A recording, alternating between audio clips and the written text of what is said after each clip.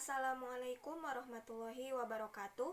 Perkenalkan, nama saya Tasya Nurul Azizah dengan nomor NIM 1908 10 20 20, kelas 4C, jurusan Pendidikan Bahasa Arab, Fakultas Ilmu Tarbiyah dan Keguruan IAIN Syekh Nurjati Cirebon. Nah, di sini saya akan menjelaskan materi tentang metode langsung atau thoriqoh mubasyarah.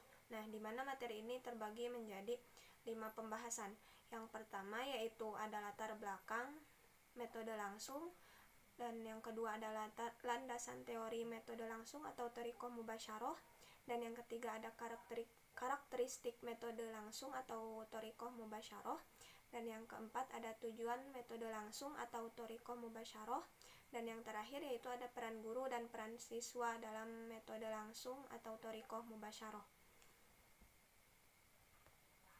Nah, sebelum kita melanjut kepada pembahasan yang pertama, kita ketahui dulu apa sih itu metode langsung atau thoriqoh mubasyarah ini. Nah, metode langsung atau thoriqoh mubasyarah adalah metode yang memprioritaskan keterampilan berbicara. Metode ini muncul sebagai reaksi ketidakpuasan terhadap hasil pengajaran bahasa dari metode sebelumnya atau gramatika terjemah yang dipandang memperlakukan bahasa sebagai sesuatu yang mati, seperti itu. Nah, untuk selanjutnya yaitu penjelasan mengenai latar belakang thoriqoh mubasyarah atau metode langsung ini. Nah, metode ini muncul akibat ketidakpuasan terhadap hasil pengajaran bahasa dengan metode gramatika terjemah yang dikaitkan dengan tuntutan kebutuhan nyata di masyarakat. Nah, menjelang pertengahan abad ke-19, hubungan antar negara di Eropa mulai terbuka sehingga menyebabkan adanya kebutuhan untuk bisa saling komunikasi aktif di antara mereka. Nah, untuk itu mereka membutuhkan cara baru belajar bahasa kedua karena metode yang ada dirasa tidak praktis dan tidak efektif, seperti itu. Nah, maka pendekatan baru mulai dicetuskan oleh para ahli bahasa di Jerman, Inggris, Perancis dan lain-lain yang membuka jalan bagi lahirnya metode baru yang disebut dengan metode langsung. Nah, metode ini memperoleh popularitas pada awal abad ke-20 di Eropa dan Amerika.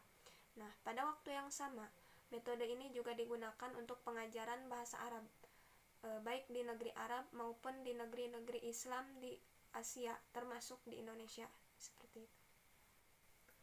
Nah, untuk selanjutnya pembahasan mengenai landasan teori metode langsung atau thoriqoh mubasyarah. Nah, metode ini muncul berbarengan dengan studi linguistik modern yang mengajak pada pembelajaran bahasa secara alami.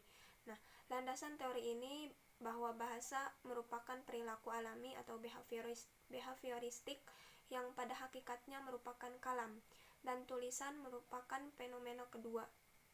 Berdasarkan metode ini terkait dengan bahasa, metode ini melihat bahwa bahasa ini bersifat behaviorisme yang terjadi secara langsung dan alami sebagaimana seorang anak memperoleh bahasa ibu atau bahasa pertamanya, seperti itu.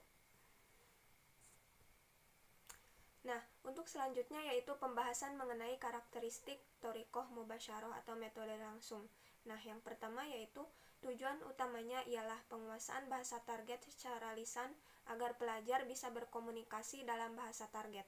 Yang kedua yaitu materi pelajaran berupa buku teks yang berisi daftar kosakata, dan penggunaannya dalam kalimat.